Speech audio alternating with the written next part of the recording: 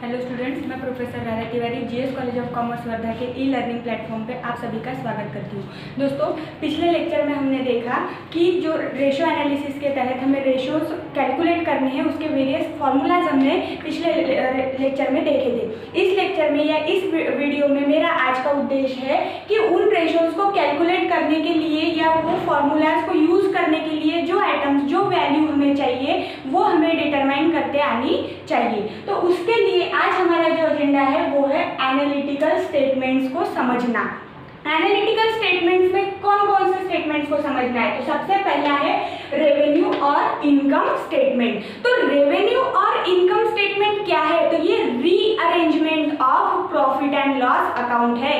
पिछले लेक्चर्स में हमने प्रॉफिट एंड लॉस अकाउंट से बिलोंग करने वाले रेशोज देखे थे।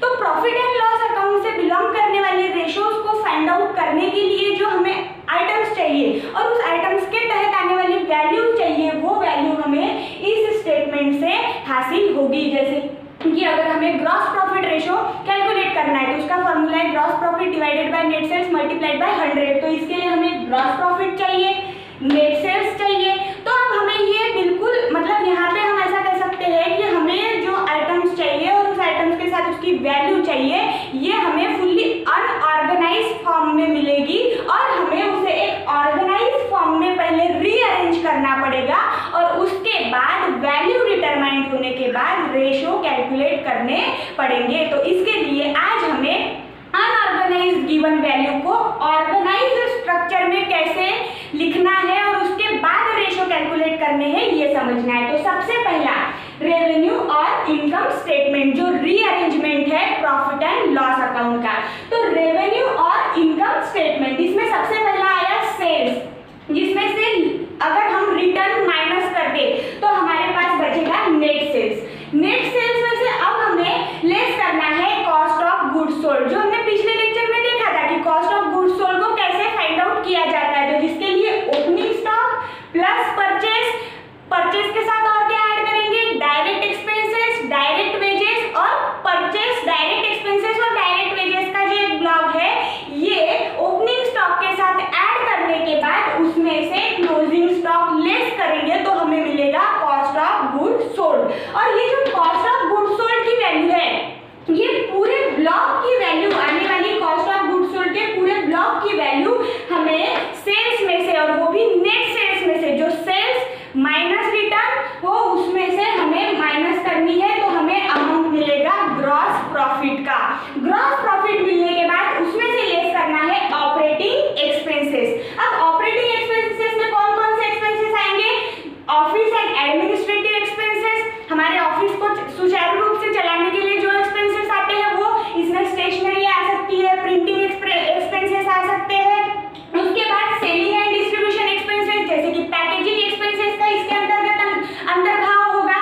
उसके बाद फाइनेंशियल एक्सपेंसेस, ये सब जो यहाँ पे एक्सपेंसेस लिखे हुए हैं ये ऑपरेटिंग फॉर्म के हैं, जो हमारे बिजनेस को चलाने के लिए अत्यावश्यक एक्सपेंसेस है, वो यहाँ पर है और उसे हमने नाम दिया है ऑपरेटिंग एक्सपेंसेस। तो ग्रॉस प्रॉफिट में से ऑपरेटिंग एक्सपेंसेस का जो एक पर्टिकुलर ब्लॉक है इन तीन एक्सपेंसेस के हेड का, ये माइनस करने के बाद हमें जो प्रॉफिट हासिल होगा वो होगा ऑपरेटिंग प्रॉफिट, क्योंकि अभी तक यहाँ जो भी आइटम्स आए हैं वो बिजनेस से रिलेटेड है, इसीलिए ये प्रॉफिट जो हमारे पास अभी है वो है ऑपरेटिंग प्रॉफिट। जितना भी हमारे पास ग्रॉस प्रॉफिट था उसमें से हमने ऑपरेटिंग एक्सपेंसेस लेस कर दिए।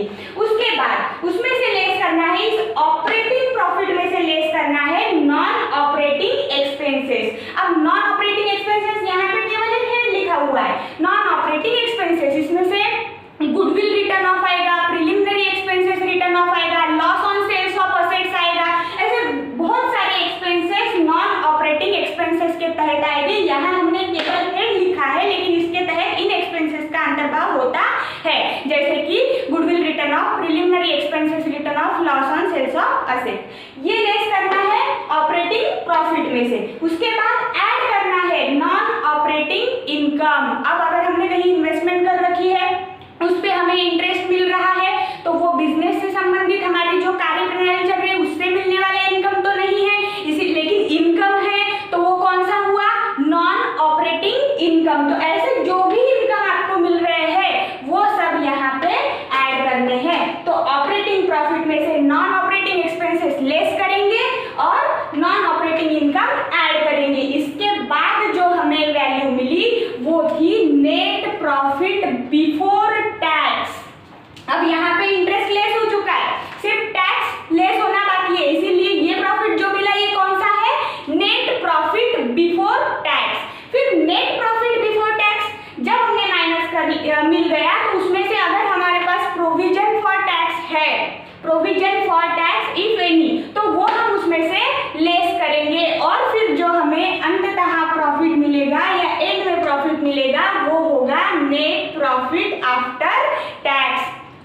इसको हम कह सकते हैं net profit after tax and interest, जो हमारे पिछले लेक्चर में हमने देखा था कि हमें return on capital employed calculate करने के वक्त इन सब चीजों की जरूरत पड़ रही थी। या रिटर्न ऑन इक्विटी अगर हमें कैलकुलेट करना है तो वहां भी हमें इन प्रॉफिट्स की जरूरत पड़ने वाली है। तो अभी यहाँ पे हमने देखा रेवेन्यू और इनकम स्टेटमेंट, जो रीअरेंज फॉर्मेट है प्रॉफिट एंड लॉस अकाउंट का। अब उसके बाद मेरे पास दूसरा स्टेटमेंट है प्रोप्राइटर्स फंड स्टेटमेंट और फाइनेंशियल स्टेटमेंट। अब जैसे रेवेन्यू और income statement profit and loss account का रीअरेंजमेंट था, वैसे ही प्रोप्राइटर्स फंड स्टेटमेंट और फाइनेंशियल स्टेटमेंट ये बैलेंस शीट का रीअरेंजमेंट किया हुआ होगा या rearrangement format of balance sheet है।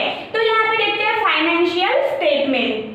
अब यहाँ पे सबसे पहले उस दिन हमने कैलकुलेट करते वक्त या पिछले वीडियो में कैपिटल एम्प्लॉयड एक टर्म समझी थी और दूसरी टर्म क्या देखी थी, प्रोप्राइटर्स और शेयर होल्डर्स फंड, जो वहां आपने एक छोटे से फॉर्म में देखा था। अब हमें उसका यहाँ पे रीअरेंजमेंट करके और जो उसके अलावा भी बहुत सारे आइटम्स हैं वो यहाँ पे फाइंड आउट करना है। तो इसीलिए इस स्टेटमेंट को हमने नाम दिया है financial statement rearrangement of balance sheet. इसमें सबसे पहला यहाँ पे हमने पर्टिकुलर्स और रुपीज के कॉलम कर लिए। उसके बाद यहाँ आएगा करंट असेट्स। करंट असेट में से करंट लायबिलिटी अगर माइनस की जाए तो हमें हासिल होता है वर्किंग कैपिटल। और अब ये फॉर्मेट को समझते हुए आपको पिछला जो वीडियो था उसके साथ इसको जोड़ने की कोशिश करना है। यहाँ पे आने वाले हर एक टर्म को आप पहले ही समझ चुके हैं, ये पिछले लेक्चर में हो चुका है। वर्किंग कैपिटल कैसे फाइंड आउट किया था हमने, current assets minus current liability. सिर्फ वहां पे हम फॉर्मूलाज के फॉर्म में पढ़ रहे थे, यहाँ हम स्टेटमेंट फॉर्म में पढ़ रहे हैं। और एक्चुअल में जब आपको एग्जांपल सॉल्व करना है तो वहां पे आपको अनऑर्गेनाइज्ड आइटम दिए हुए होंगे। सबसे पहले आपको उसको ऑर्गेनाइज्ड फॉर्म में ऐसे लिखना होगा और उसी के बाद रेशोज के फॉर्मूला वहां पे अप्लाई करने हैं। तो एक्चुअल हमारा लिखने का तरीका, एग्जांपल सॉल्व करने का तरीका यही होगा। तो वर्किंग कैपिटल तक हम लोग आ गए। उसके बाद जो वर्किंग कैपिटल हमें मिल गया उसमें ऐड करना है फिक्स असेट्स लेस डेप्रिसिएशन, या जिसको हम क्या कह सकते हैं, नेट फिक्स असेट, जिसमें से डेप्रिसिएशन लेस कर दिया हो। इनकी वैल्यू, फिक्स असेट की वैल्यू उसमें ऐड करनी है, गुडविल ऐड करना है और लॉन्ग टर्म इन्वेस्टमेंट्स ऐड करना है। जब ये इतना सारा स्ट्रक्चर हम बना लेंगे तो हमें वैल्यू मिलेगी कैपिटल एम्प्लॉयड की। उस दिन हमने सोर्सेस ऑफ फंड के हिसाब से कैपिटल एम्प्लॉयड फाइंड आउट करना पड़ा था। आज हमने यहाँ देखा कि हम असेट्स के हिसाब से भी या असेट साइड में आने वाले जो आइटम्स है उनके हिसाब से भी कैपिटल एम्प्लॉयड फाइंड आउट कर सकते हैं या डिटरमाइन कर सकते हैं। उसके बाद सोर्सेस ऑफ फंड। अब यहाँ पे जो कैपिटल एम्प्लॉयड आया है ये कैपिटल एम्प्लॉयड और सोर्सेस ऑफ फंड के हिसाब से निकलने वाला कैपिटल एम्प्लॉयड दोनों की अमाउंट सेम होगी, बस डिटरमाइन करने का तरीका भिन्न भिन्न है। यहाँ पे एसेट के हिसाब से देखा, अब देखते हैं सोर्सेस ऑफ फंड के हिसाब से या जिसमें आएंगे लायबिलिटीज के आइटम्स। सबसे पहला equity share capital plus preference share capital plus reserve and surplus. अब रिजर्व एंड सरप्लस में क्या क्या आएगा, तो credit balance of PL account, general reserve, capital reserve, इन सब का अंतर्भाव रिजर्व एंड सरप्लस में होगा। अब यहाँ पे केवल हेड लिखे हुए बट उसके अंतर्गत भी आपको आइटम्स दिए हुए रह सकते हैं। तो equity share capital plus preference share capital plus reserve and surplus minus fictitious assets जब हम कर लेते हैं तो हमें हासिल होता है शेयर होल्डर्स फंड और प्रोप्राइटर्स फंड।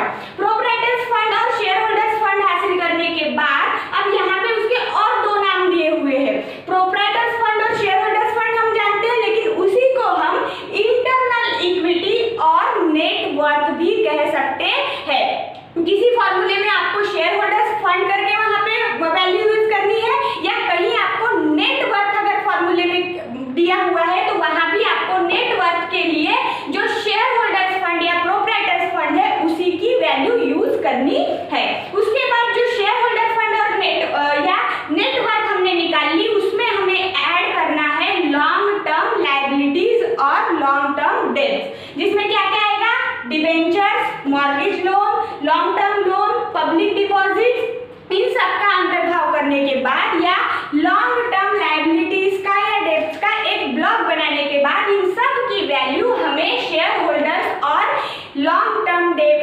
शेयर होल्डर्स और प्रोप्राइटर फंड के ब्लॉक में ऐड करनी है और इन सब की वैल्यू ऐड करने के बाद जो हमें वैल्यू मिलेगी वो होगी कैपिटल एम्प्लॉयड। अब ये जो कैपिटल एम्प्लॉयड है और ये कैपिटल एम्प्लॉयड है, ये दोनों वैल्यू सेम होगी। और यहाँ बिल्कुल भी ये नहीं सोचना है कि हम किसी एक तरीके से ही कैपिटल एम्प्लॉयड डिटरमाइन करेंगे, हमें ये पूरा स्टेटमेंट तैयार करना पड़ेगा और इसके बाद हमें रेशो कैलकुलेट करने हैं। तो पिछले जो लेक्चर्स थे या वीडियो थे उन सब में आने वाले फॉर्मूलाज को डिटरमाइन करने के लिए, उनसे वैल्यू निकालने के लिए हमें इन स्टेटमेंट्स की बेहद जरूरत पड़ने वाली है। तो नेक्स्ट वीडियो में अब हमारा एजेंडा होगा कि हम एग्जाम्पल सॉल्व करें। तो तब तक के लिए पढ़ते रहिए,